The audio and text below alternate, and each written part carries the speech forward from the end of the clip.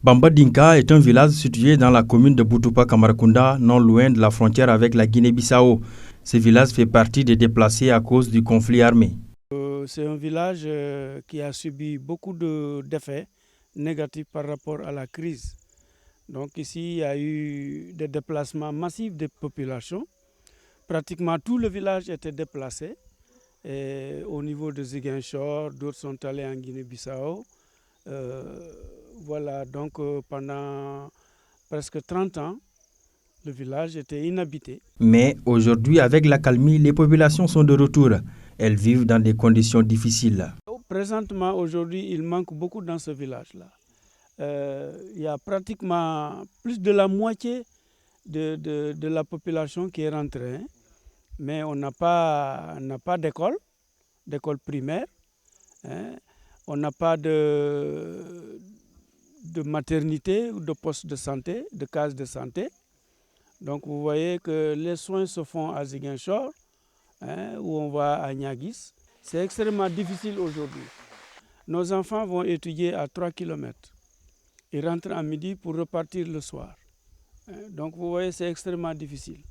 Il y a certains qui ne peuvent pas revenir parce que leur enfant ne peut pas bénéficier de la scolarité ici. Il y a l'eau. Il faut qu'on dispose vraiment de l'eau. Il y a tout ce quartier-là, il n'y a qu'un seul puits qui est disponible.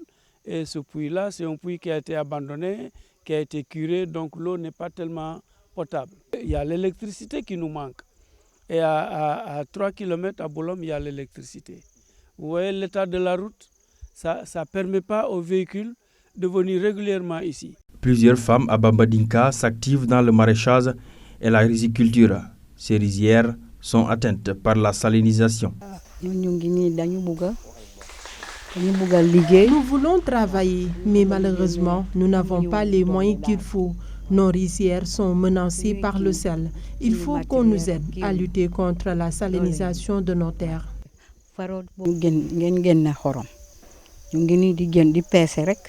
Des actions ont été menées par l'État du Sénégal pour faciliter le retour des populations, mais des efforts supplémentaires sont nécessaires dans ce village. Ce que nous demandons à l'État, c'est de continuer encore les efforts.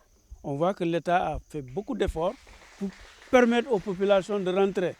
Mais aujourd'hui, il y a ces besoins urgents, c'est l'électricité, c'est l'eau, c'est la route.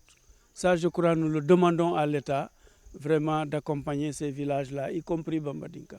Situé à 4 km de la frontière avec la Guinée-Bissau, Bamba Dinka est aussi confronté aux conséquences de l'exode rural. Ces jeunes quittent les villages pour aller à la recherche d'une vie meilleure.